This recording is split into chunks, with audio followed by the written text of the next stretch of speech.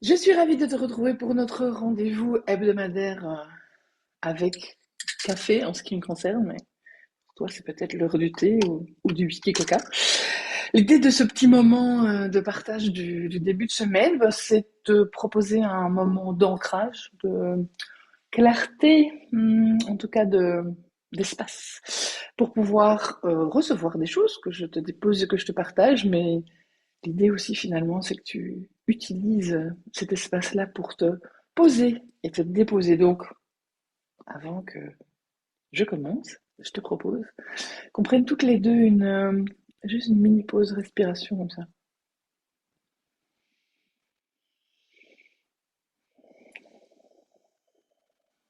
La pause qui sert juste à te rappeler que tu es ici maintenant et à comme ramener tout toi en ce lieu et en ce moment.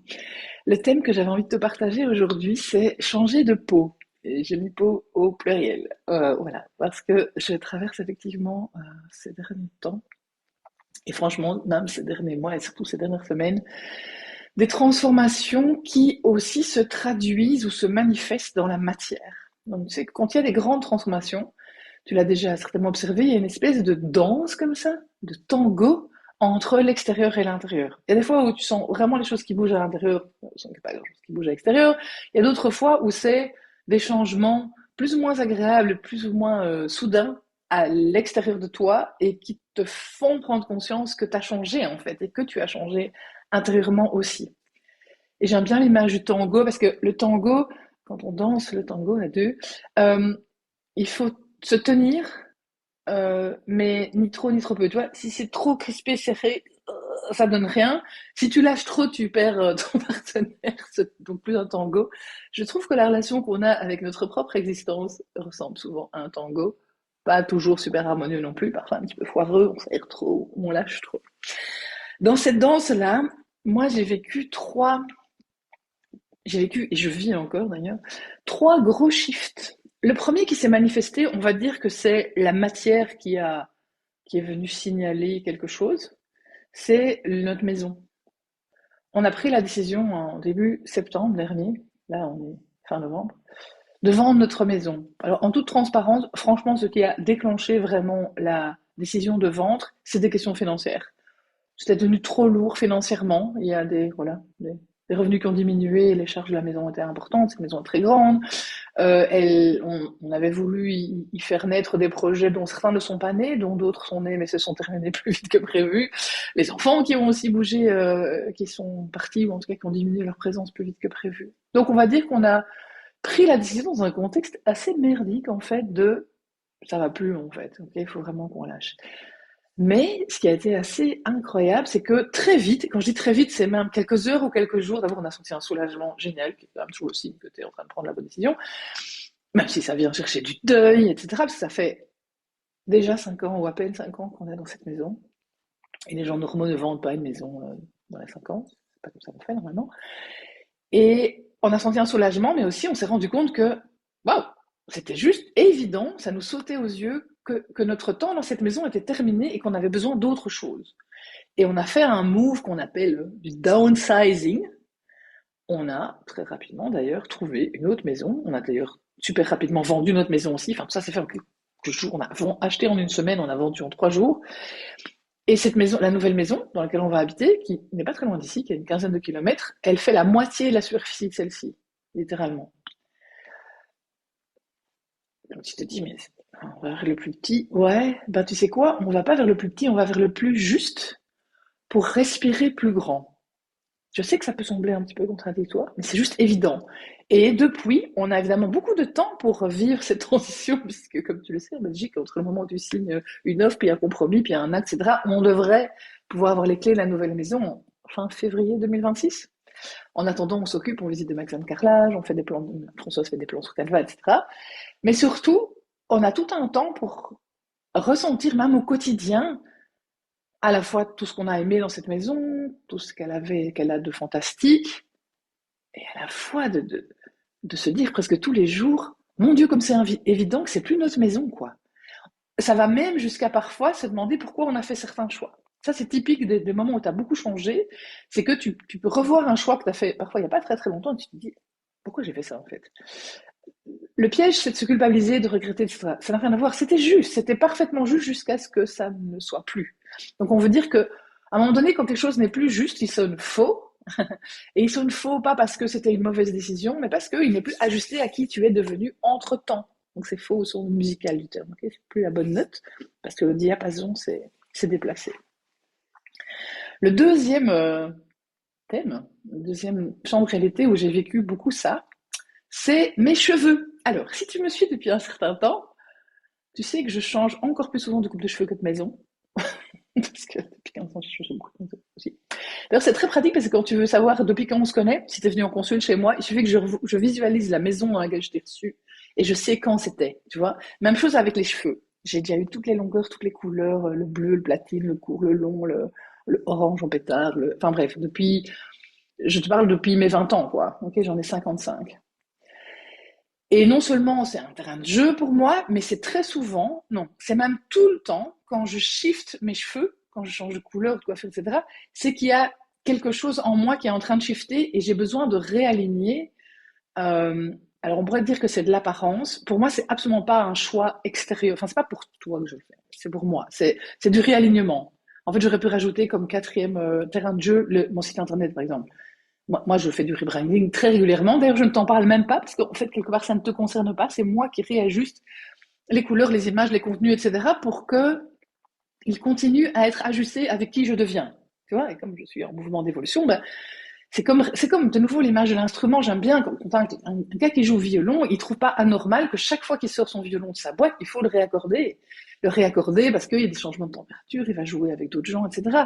Donc, je sais que notre monde nous renvoie ça comme étant de l'instabilité. Je l'ai beaucoup pris dans la gueule comme étant c'est pas ce que tu veux, t'es instable, tu vas jamais au bout des choses, etc. J'ai découvert, Dieu merci, il y a déjà presque 15 ans maintenant, que j'ai un mode d'emploi différent et donc je suis très vite à mon bout des choses. Et donc je m'emmerde ou je m'ennuie ou ce n'est plus juste. Et donc qu'est-ce que je fais à ce moment-là? Je change. Donc je change l'extérieur pour qu'il rematche l'intérieur. Ici, c'était un peu particulier parce que j'ai commencé pendant mon voyage au Québec. On est parti 3 semaines voir ma fille au Québec en mi-septembre à mi-octobre. Et d'abord, je me suis dit, couleur, quoi, ok? Ah, j'ai dégainé le rose. C'est quand même assez longtemps que j'avais envie de faire du rose, j'avais jamais fait ça. Et donc, j'étais m'acheter une teinture, j'ai teint mes cheveux en rose. Et puis, c'était très drôle parce que je me suis retrouvée devant le miroir en me disant, c'est pas assez. C'est pas assez reset, je sais pas, c'est pas assez, non, ça suffit pas. Et du coup, je te jure qu'un matin, je me suis dit, il faut que je me rase la tête. Et alors, c'est très drôle, c'est une conversation à l'intérieur, il y a une partie qui fait, ouais, il faut que je me rase la tête. Et l'autre partie qui fait, what? On peut en parler, on peut. Et donc, mon mari avait sa tondeuse à barbe avec lui. Et donc, oui, j'ai un peu dormi dessus, même peut-être pas. Je crois que ça s'est fait dans la même journée, mais j'ai posé le truc et j'ai négocié avec moi-même de laisser une partie. Donc, je me suis retrouvée devant le miroir, j'ai commencé à raser juste les côtés. Puis, je suis redescendue. Et puis le lendemain, j'ai rasé un peu plus en fait, un peu plus haut.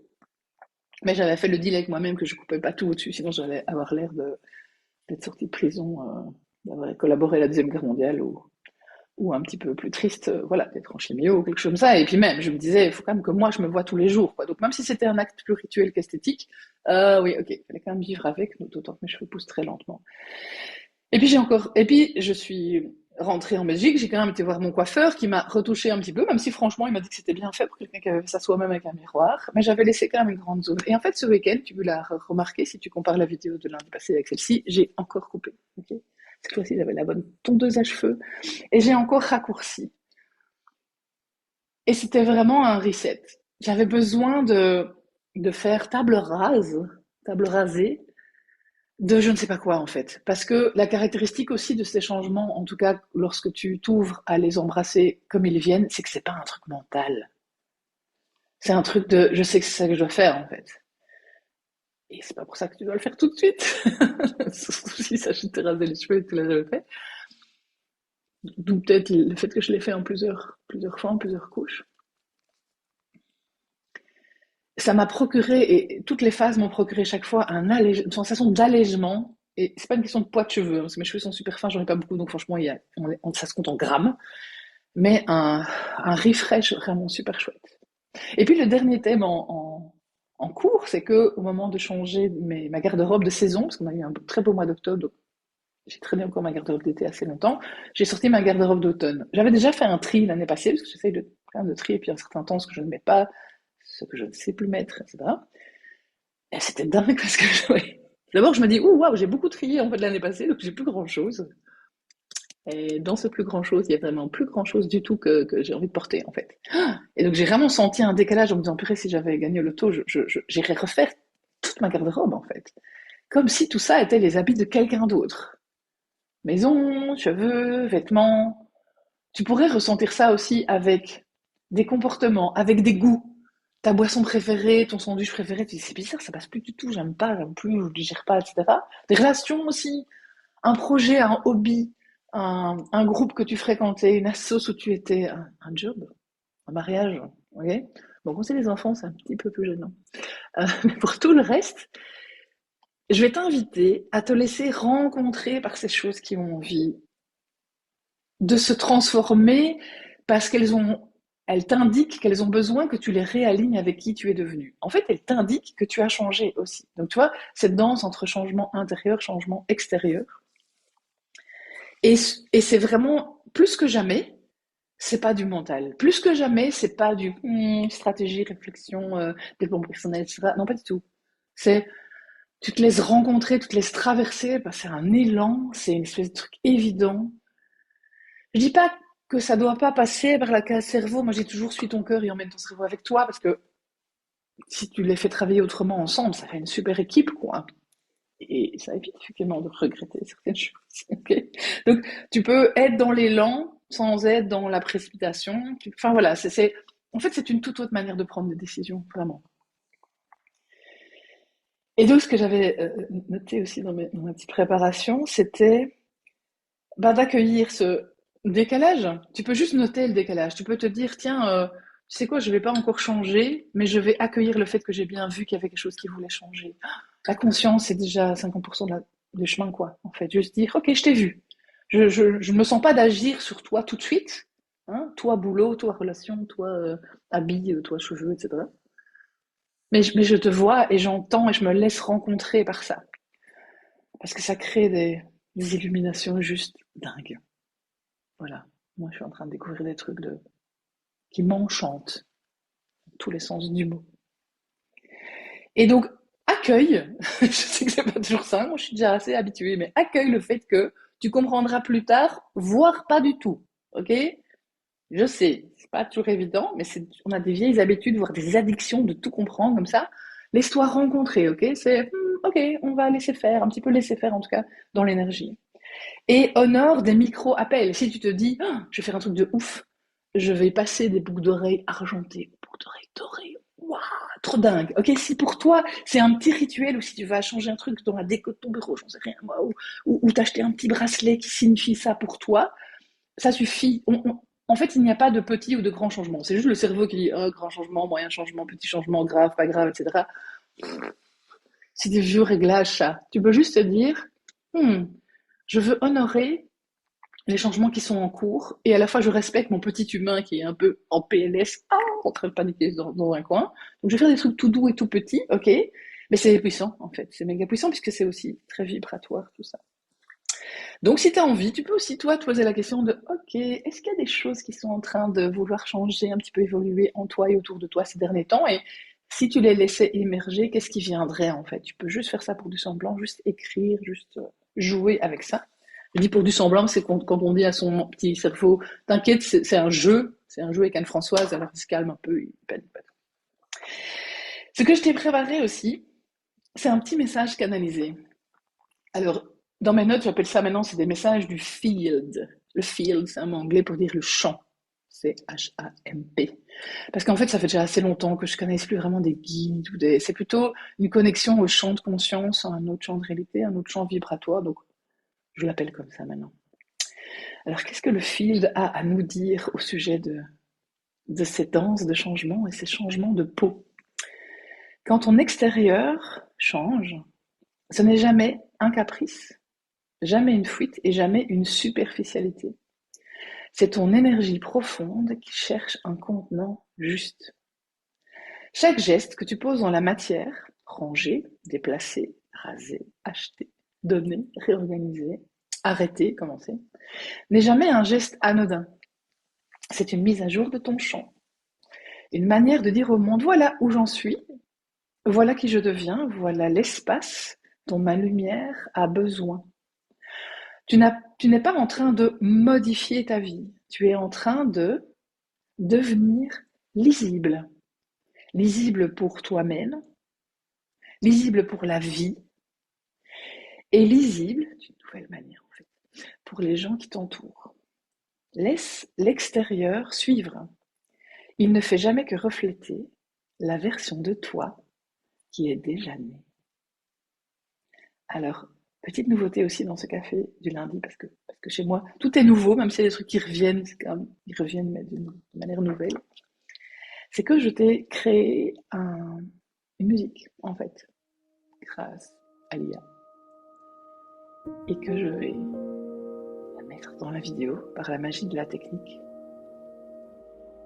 et que je vais me placer dans cet espace de son pour te déposer aussi un mantra qui va accompagner, que je te propose en tout cas, pour accompagner ta semaine et accompagner tous ces moves de changement. On a beaucoup pour l'instant, parce que c'est un petit peu écrasant ou flippant. Je deviens, je reviens, je me retrouve, je me déploie. Je vais t'inviter cette semaine à te laisser rencontrer par ce qui a envie de changer, par ce qui a envie de s'aligner, par ce qui a envie d'émerger.